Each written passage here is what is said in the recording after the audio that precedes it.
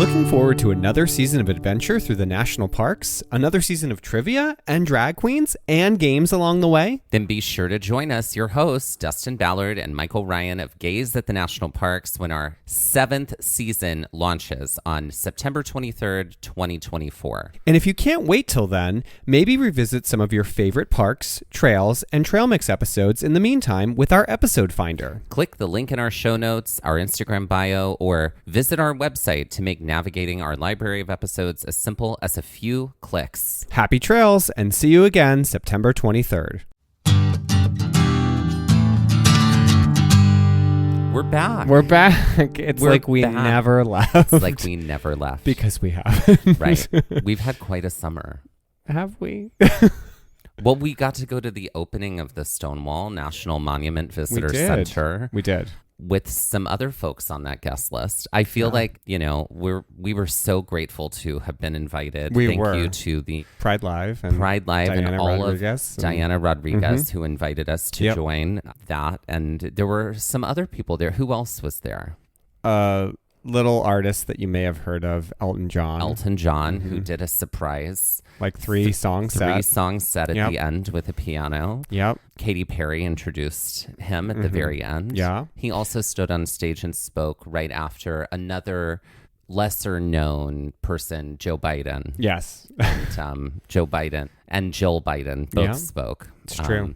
Yeah. And they spoke so eloquently about like the history of Stonewall and the fight for equality here in the United States. It was a real historic moment to be there, to have, a president that I know we both supported, who was able to bring that kind of context and that kind of just support and pride to the whole event. I was really glad to see that level of representation from the government there. Yeah. I mean, there were a lot of other very famous gay celebrities there. So that was that was wild. Starstruck. Too. Alan Cummings was there. Jonathan Groff. Yep. Billy Eichner. Michael Kors was there. Michael Kors. That's true. A lot of these folks too helped to support and made donations that made it possible to like build that Stonewall National Monument Visitor Center. Adam Lambert as well was there. Neil Patrick Harris. Yes, I know. Yep. It was a star-studded event. It was a performance from Cynthia Erivo, who also headlined the Stonewall Day concert that we also got to go to. Yeah. So I don't know if y'all picked this up, but as far as members of the queer community, we aren't the ones who were perhaps at the club at 11 p.m. on Saturday night. Because we're getting club sandwiches. We're getting club sandwiches at the diner. That's what we're doing. Or maybe hearing about the history of clubs, spades, hearts, and diamonds, and or putting my club on my car as I'm parking. Correct. Exactly. That's our club. That's days. right. That's the club. Right. Uh-huh. Exactly. I was going to say getting a history of that on some kind of niche museum tour. We might be doing that or something like that. But so we were, because we are museum nerds, thrilled to have been invited to the Stonewall National Monument Visitor Center opening. How else has your summer been going, Mike? Oh, I mean, downward. I'd say the summer is like a stasis summer. And that's okay. Sometimes we have those summers.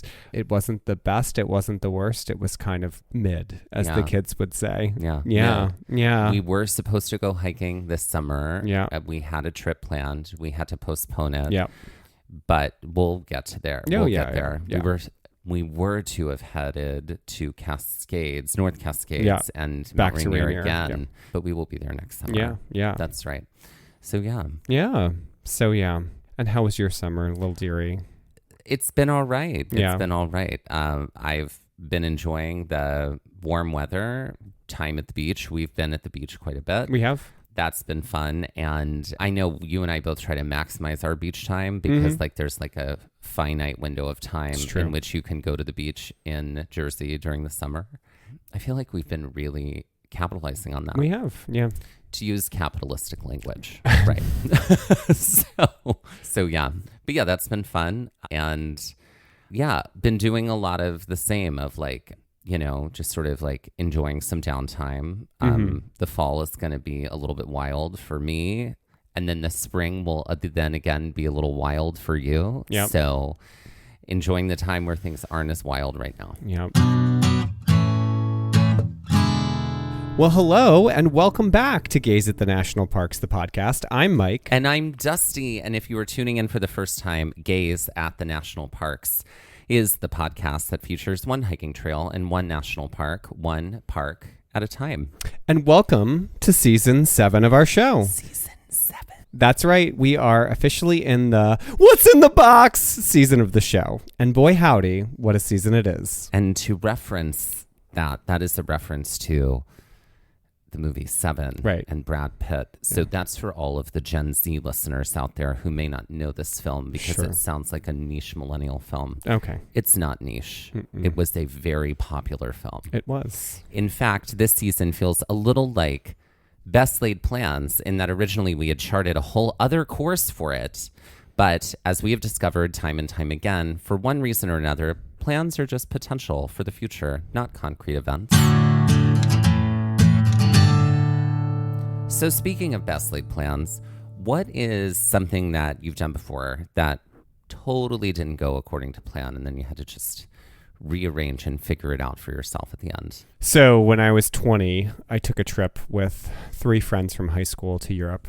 And we had basically planned a 3-week trip that started in London and ended in Paris. And we kind of headed west. Headed east. Headed west, I'd be in the ocean. Headed east and kind of worked our way around. And we had gotten to London and had already had a place booked. And our next stop was Amsterdam. And this is in the early days of the internet, like an internet booking for things. Internet cafes. Internet cafes. I mean, they really were a thing. They were a savior. Gen Z, look it up. But we hadn't been able to. We're like, we're not going to make a reservation for Amsterdam. We're just going to figure it out on the fly.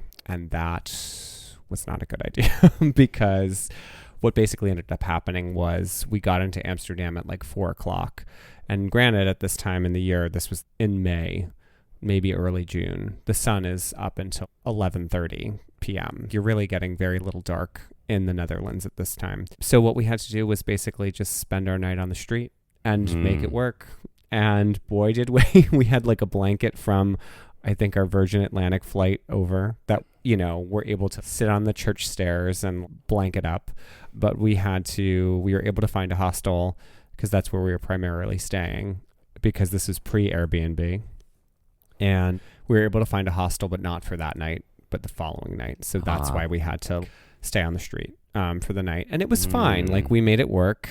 It was definitely a fun adventure that I look fondly back at. The next day when we were able to get into the hostel, we couldn't get into our room until like 2 p.m., but we could hang out in the common room and just sleep. I see. Well, that's nice. But we were only in Amsterdam for a day, so I was like, I want to go see the Anne Frank house. And so I dragged a friend to do that, and we were just delusionally exhausted going through this very hot, cramped space. That was the Anne Frank house. Delusionally exhausted is, if we titled our episodes things, this would be the title of the episode. I feel like that's just your 20s. Oh my Delusionally God. exhausted. And you just like make it work. Yeah. Yeah. Right. And I feel like your 30s are more exhaustion awareness. It's exhaustion awareness month. It is, everybody. We need to be aware of how exhausted we are.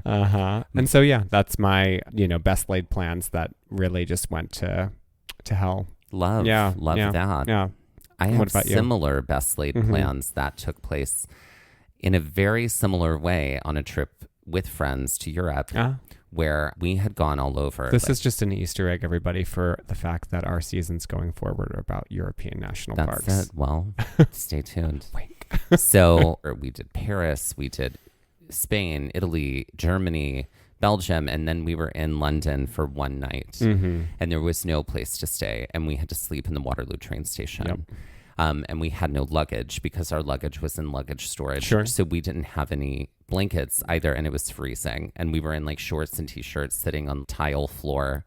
And I was just like, you know what? Y'all sleep and I'm going to stay awake because there's nothing else I can do right now. Yeah. it happened to be the night that they released the 7th Harry Potter book, and everybody was buying it at midnight. And I wasn't reading that book series at the time. And so I just was like, hey, can I get that John Grisham book on the shelf? And they were like, oh, yeah, sure. So I'm sitting there reading it. And these girls next to us who were also American were reading. There was 4 of them. So I started chatting with them. And they like read the book in like 3 hours or something crazy that. And you so devour. They were like, yeah, we are traveling, and our friend, she's supposed to be with us, but she's not with us. She went to Paris by herself. And I was like, oh, did she like elect to go to Paris by herself? And she goes, well, no, we were all traveling together. There's a group of 5 of us. And then we all kind of split up for the day. And then we had a flight booked to Paris. And then the 4 of us decided that we were going to not do the flight because it wasn't that expensive and instead stay here to get the Harry Potter book and then take the Eurostar to Paris in the morning.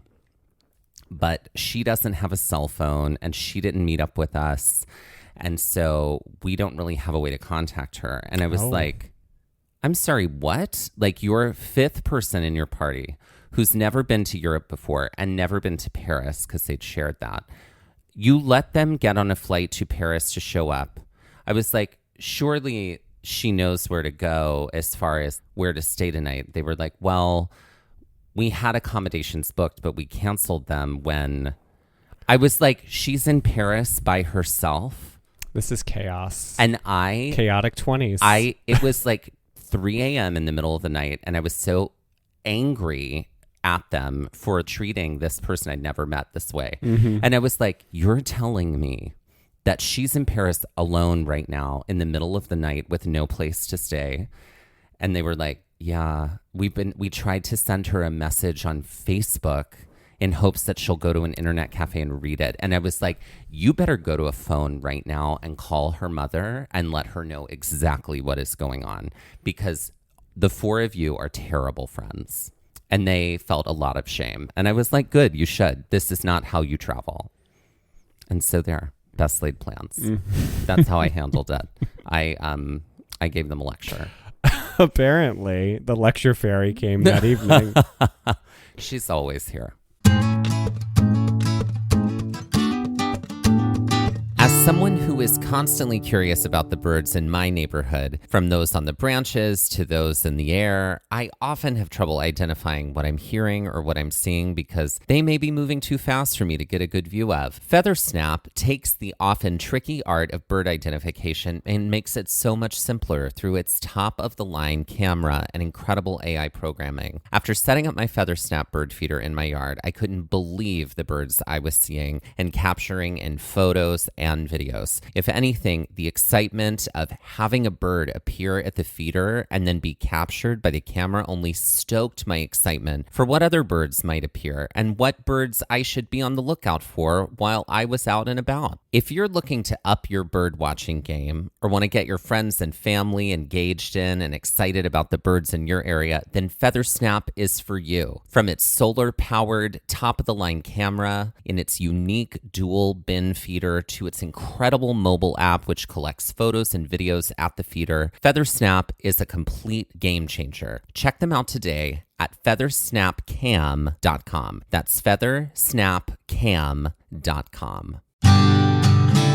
Okay, have you ever been traveling abroad and then received a huge roaming bill for your cell phone afterwards, or lost phone service or connectivity while traveling, or found yourself desperately searching for free Wi-Fi? Or have you ever wasted your time at the airport trying to find a SIM vendor? Well, then look no further than Airalo. Airalo is the world's first eSIM store that solves the pain of high roaming bills by giving you access to eSIMs, or digital SIM cards. It's trusted by 10 million travelers worldwide, founded in 2019 with a mission to provide global data connectivity to all travelers, and Airalo is the first and leading eSIM store on the market. And what's great is that there's no waste. It's 100% digital. Forget about physical SIM cards or putting cards in your phone. Airalo is a digital solution, so it eliminates the need for packaging, mailing materials, or physical distribution. It is created to save you time and money. No more roaming fees, no more lines at the airport to purchase a local SIM card, no more hassle looking for a strong Wi-Fi connection at the airport. Also, using eSIM, you get to keep your home phone number. Connect to local networks wherever you travel because Airalo has you covered in more than 200 countries and regions. Stay connected from the moment you land. Airalo has local, regional, and global eSIMs. And it's super easy to use. There's an app available that you can download and you can easily monitor and track your data usage. I know I'm always worried about roaming charges when I travel abroad, but now I don't have to. And neither do you because you can install Airalo today and you can use our code GAZE to get $3 off your first eSIM. And that's code GAZE, G-A-Z-E, to get $3 off your first eSIM with Airalo. Hey y'all, it's Dusty and Mike with exciting news. That's right, it's our episode finder. It's all about making finding our episodes even easier. Want to find more episodes about hikes in Shenandoah? With over 10 episodes across 2 separate seasons, it would have involved a lot of scrolling and searching. Now, with our episode finder, you can find all those episodes with a few easy clicks. That way, finding an episode on Yosemite from season 1 is just as easy as finding an episode on Zion, Yellowstone, and Haleakala, all in separate seasons. With over 275 episodes in 35 different national parks, our episode finder will add ease when finding out more about hikes in these spaces. But it's not just about hikes by national park. We've categorized our entire library so you can find hikes by state, hikes by terrain, and hikes by difficulty. And all of our Trail Mix episodes are there too, so you can easily find our science-based episodes, interviews, and more. Planning a trip to Colorado and want to hear more about our adventures there? Want to grunt it out on some really tricky trails or learn more about glaciers, grasslands, and mountains? Just click the link in our show notes or on our Instagram bio, and it pops right up. You can also head directly to our website and look for the episode finder at the top of the navigation bar. Conquer one hike in one national park, one park at a time, with just a few clicks with our episode finder. Happy trails!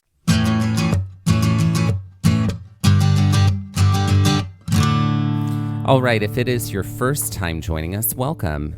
Every season of our show, we explore the trails of several national parks, along with interviewing some amazing folks, diving deep into the science around park environments, and looking at the history of the NPS and public lands therein. That being said, our first episode of our seasons is called A Trail Map. It's our guide to what parks this new season will feature. Since our podcast also features a lot of trivia, we've made this first episode one where you'll have to put your thinking caps on in order to find out a little more about each of the parks. But don't worry, even if your trivia skills aren't up to snuff, we got your back. All parks are revealed, no matter if you're a Quizzo superstar or not. And also, this is our version of a trailer for the season. It's a trail map. So that's why we call it that.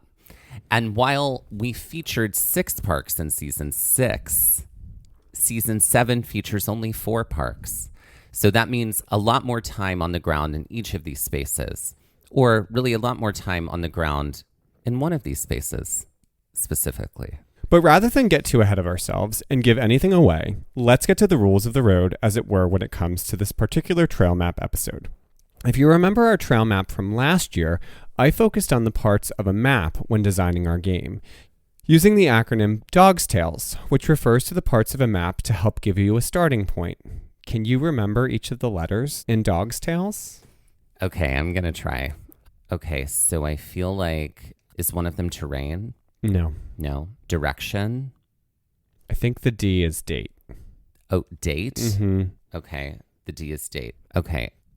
Think about what you just... this. You did, because I had a helpful poem. I remember guess this, because you did have a poem. So think about what you just said for D. But direction? Think about it for O. What's an O word that might help you? Same thing. So this is all information that needs to be included on a map. Yeah. Right? Yeah. So date, definitely. Mm-hmm. O would be like... Another word for direction. Oh, God, I don't know. I'm totally blanking on this. Think about how you might place yourself in the world. No. Think about a very... No. Just give it to me. It's orientation. Orientation. Yeah. Thank you. Mm-hmm. Okay, so date, orientation. Right. Is it geography? It's not geography. Is it Think about in math, if you were trying to plot something, what would be the G word? Graph? Another word for graph. I don't know. Verticals and horizontals create a what? Axis. What's a grid? Oh, a grid. Okay, great. Okay, great. And then there's an S. I know. I'm giving you nothing this time. Think about another word for size. Scale? Yep. Is shape one of the words too? No. Okay. So now you've got the Tails. tails. What also might be on a book? The next two would be things you'd find on the cover of a book. Author? Yep. What would the T be? Title? Yeah. Okay. So title and author, and then ILS. That's right. This is a place for legends. That's right. Yep. Okay. So legends. And then the back a part of a book, you might be looking this up in this part. Index. Yep. Okay. And then where something comes from. Starts with S. Source. Yeah. Okay, great. All right, there you go. So you did have a helpful poem that I wrote last year, but I really appreciate your blind guessing. Good jobs. Great. This year, since we're only featuring 4 parks, I felt it best to focus on our cardinal directions, north, south, east, and west, when coming up with our game. Each park will have 4 categories of trivia assigned to it to help you guess. Using existing phraseology and quotes, the categories are actually the North Star, South of the Border, East of Eden, and Go West, Young Man. Here's a little bit about each category. In North Star, I'll be utilizing astrology based on the national park when it was established. In South of the Border, I'll be utilizing national parks in South America that are wonderful pairs to the parks of this season. Also, damn, we should probably head to South America. Oh, let's go. In East of Eden, I'll utilize books, film, and television to help you understand our park. And in Go West, Young Man, I'll give you some roadways, landmarks, and other things that might help you better pinpoint the park that we're talking about. So each of these categories will be given for one park at a time. So you'll get the north, south, east, and west for the park, and you'll need to guess the park at the end. Does that make sense? You're going to be answering 4 trivia questions, and those questions should help you to guess the park. So there's 4 sets of 4 trivia questions. That's correct. Great. Yep. Okay, great. Now, so each set of questions has a north, south, east, and west question. That's correct. Got it. So for each park, you'll get a clue from each category, so there isn't any confusion when trying to match things up. Are you ready? You know I'm ready. All right. So let's get started. So here is our first park, the North Star. Now, I will say this. Dusty knows the 4 parks of this season, so I'm going to just ask that he refrain from guessing the park until the end, because this game is all about you guessing. Yes, so correct. Guess along with the trivia, the 4 questions, and then see what you can do at the end to guess the park. So for the North Star. Established on May 14th, this earthy park manages to take a cue from its sun sign: patient, artistic, reliable, steadfast, and a real homebody. Don't let the horns fool you. This sun sign is pretty chill, kind of like parts of this park. So you're giving me the sun sign. I'm giving you the sun sign. Oh, it's a Capricorn. No. Oh, it's a Taurus. That's correct. There we go. Okay. You said horns. That could be a goat or a bull. Okay, cool. All right. Great. East of Eden. This park was the location to a variety of films, including Gargoyles, The Spider, and King Solomon's Mine.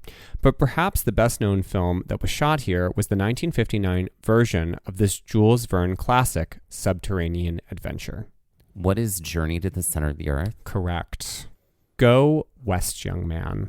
Heading northwest from this park, you could visit Oregon Mountain Desert Peaks National Monument before turning further north to this gypsum-filled national park, which when visiting feels like you are walking on another planet. So I'm guessing the park. You're guessing the park, but not the park we're talking about, the park in this clue. The park in this clue, which is Mammoth Incorrect. Cave? Wind Cave. Incorrect. Wait, gypsum-filled park? Gypsum-filled park, which when visiting feels like you're walking on another planet. Well, those had gypsum in them.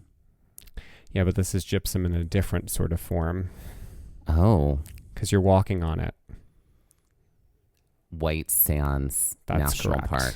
Yes. Okay, got it. All right. Got it. And our last clue, south of the border. In Cavernos de Paraguay National Park of Brazil. I'm sorry if I slaughtered that.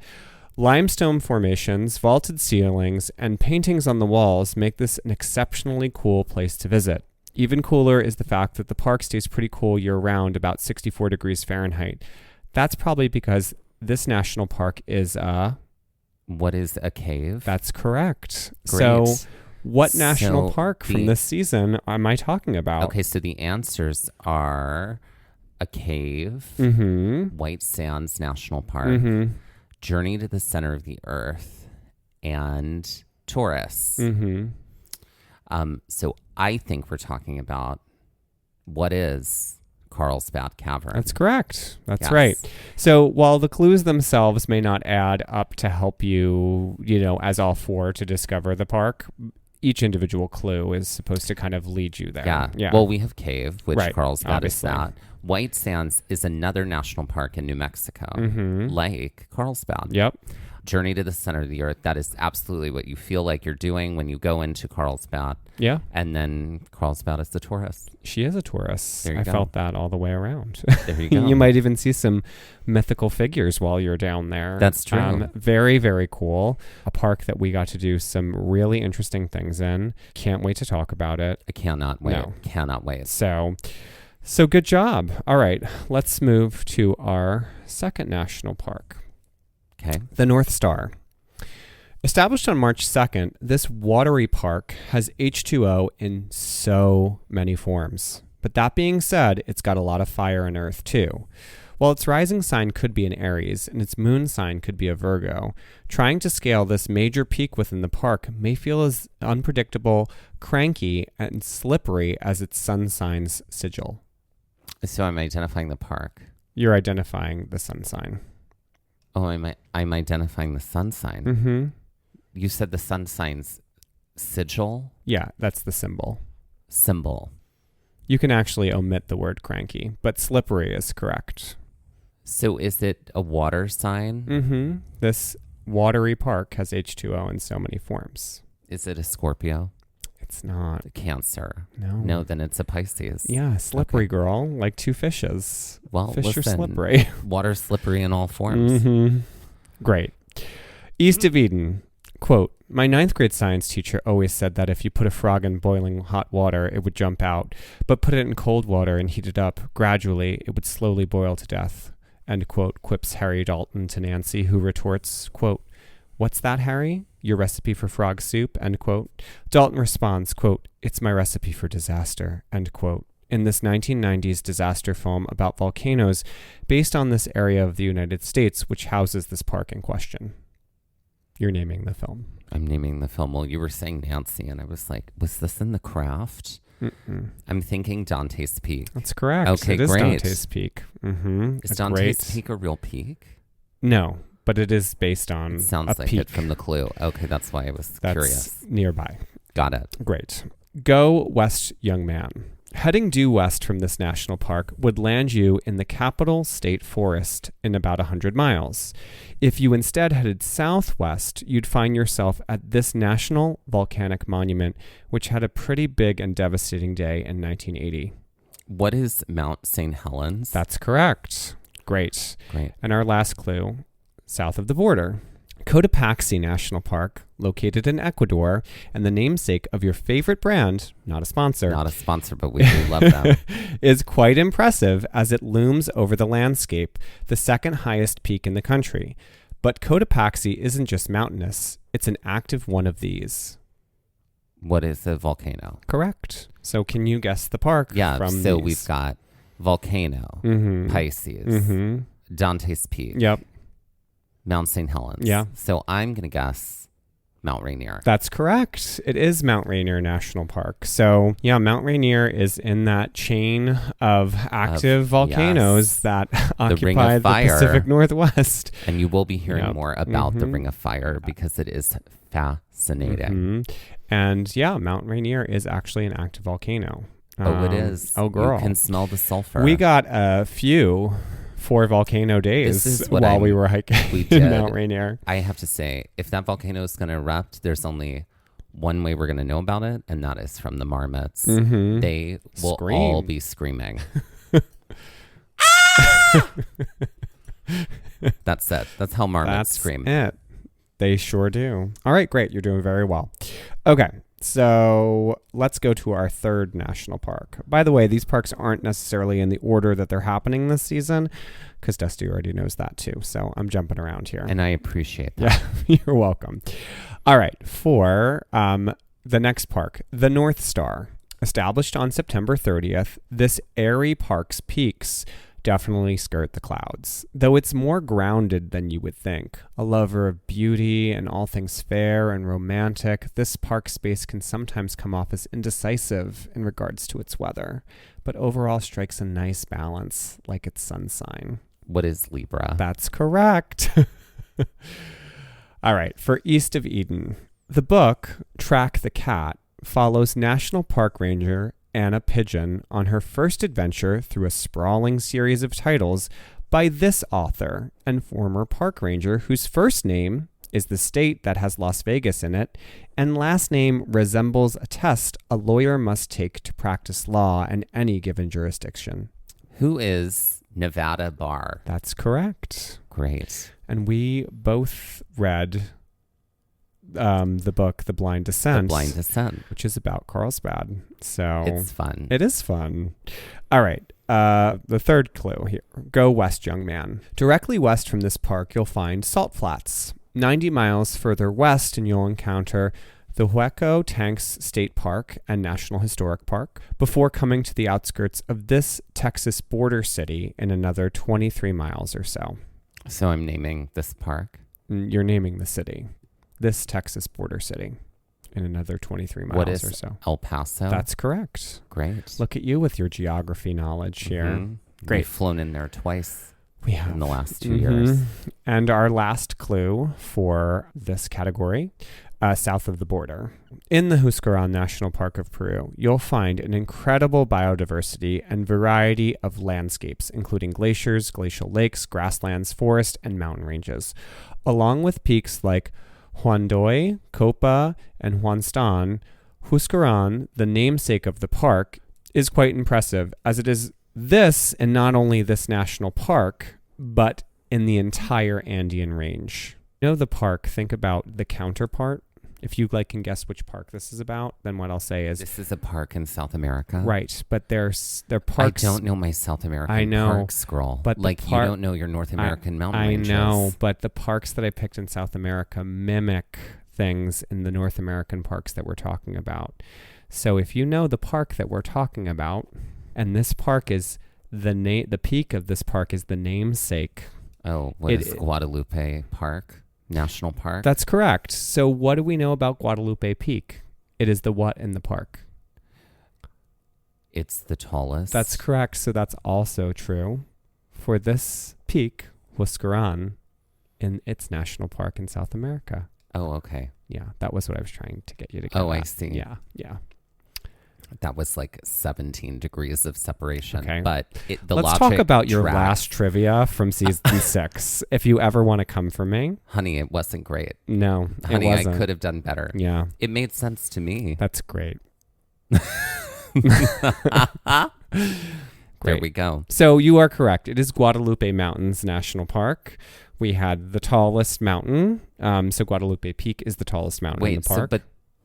Is Guadalupe National Park the name of the park in South America? No, I told you what the name of the park was. Huscarán National Park. Oh, okay. Yeah. Which the peak Huscarán is the tallest in that park as well. Oh, I see. Okay, got it. Now I'm with you. And so therefore, Guadalupe Peak is what I was naming. No, for this answer. You were naming the fact that it was the tallest. Oh, I was naming the fact that it was the tallest. Right. Like you named that it was a volcano in the category before and a cave. I see. Okay. Yeah. Okay. So yes, Guadalupe Mountains National Park. What a surprise park. Oh, Texas, what a surprise. You surprised us both times with your national parks. Oh, yeah. You got 2 of them. You got 2 real good ones. And they're great. So can't wait to talk about Guadalupe Mountains. We spent 2 days there, got in some really great hiking in some very diverse landscape, and also summited the tallest peak in the park, Guadalupe Peak, which was windy. totally windy. Great. Yeah. So this brings us to our last park, and obviously Dusty knows what this park is, but y'all don't. So I'll go ahead, and he's still guessing trivia clues, so it's all good. Great. So we've only done 3 so far. Right. Great. The last one made it feel like we've done a few more. Okay. Great. Mm-hmm. For our final park, the North Star. Established on June 29th, this watery park is quite literally overflowing with water. It's hard to understand how there's any earth here, even though so much of the park is mountainous. An incredibly nurturing, creative, and protective space, it's easy to see how this park perfectly embodies the identity of this zodiac arthropod of the deep. What is Scorpio? Do scorpions live under the ocean? No, but Scorpio is a water sign. Right, but what's the water sign that actually lives under the ocean? That's not a Pisces. Oh, what's a Cancer? Yeah. A crab. Okay. Great. East of Eden. No measure of time with you will be long enough, but we'll start with forever, says Edward to Bella in a scene in part 1 of this final installment of this vampire-based trilogy. Can you name both the series and the book/movie that it is from? Yeah, of course. What is Twilight? Uh-huh. And that's the first one. Do you want me to name the other one? No, I said the final. You the girls final. gotta listen. Open your ears up. I am listening. Thank you very much. The final. Okay, that is called. Okay, I'm gonna get there. I feel like it's something like Rising Dawn or. You're so close. Dawn Rise. Is rising one of the words? No, but dawn is. Dawn. Breaking Dawn. There you go. Yeah, Mm-hmm. Breaking Dawn sounds like it would also be like a niche like art film about a woman named Dawn like reaching her breaking point like while like at a teaching job or something like that. Breaking Dawn would be the name of it. Mm-hmm. Yep. Starring a 2002 Jennifer Aniston. Yeah. I think it could be Patricia Arquette too. I feel like she's the choice. True. Or like Kate McKinnon going like drama. Mm-hmm. Great. Go west, young man. Due west from this park is the Quileute Needles National Wildlife Refuge, and that's about as west as you can go before you run out of land and won't find it again until you reach the Kuril Islands, which is owned by this global superpower. Or I should say, which are owned by this global superpower. What is Disney? No. I don't. What is the United States? No. I don't know. What is Russia? Russia owns them. Okay. Yeah, that's that other superpower. Great. And our final clue here, south of the border. In Corcovado National Park in Chile, you can find majestic mountains, alpine lakes, temperate rainforests, and rivers that traverse across the park and into the Gulf. It's also a great spot for watching these large mammals as it sits right along the coast. What are whales? Correct. So knowing what we know, whales along the coast, Russia's to the west of us, and that this, features some Twilight-y things. What national park are we talking about? I think we're talking about Olympic National That's correct. Park. Olympic National Park, which is our final park in this game, but the first park we will be traveling to this season. And we spent, I think we were there for 4 or 5 days. I think 5 days. Yeah. Last summer. And what a magical, wonderful experience. It was my loved second it. trip to the park. It was Dusty's first. And I think it is my favorite. Sorry, Glacier. But we can't wait to talk more about our little park spaces. Yeah, for this season. So we hope that you have enjoyed this game, that it gave you some joy and less aggravation, perhaps, than the person sitting across from me. And we hope to see you next week as Season 7 officially kicks off with our first episode in Olympic National Park. That's right. And something that you can do at any point in time, if ever you're looking for episodes in other national parks or trail mixes on other topics related to those parks, they're very easy to find in our episode finder, and the link right here in this episode will take you there. So do check it out. It makes it really easy to find all the episodes in our library, which we have well over 200 at this point. And that is how we find that a lot of people listen to this show, is that they like to hop around and find the parks that they're thinking about visiting and check out those episodes. So we put all of them in the same place so that they're very easy to find. So enjoy your journey through our episode finder.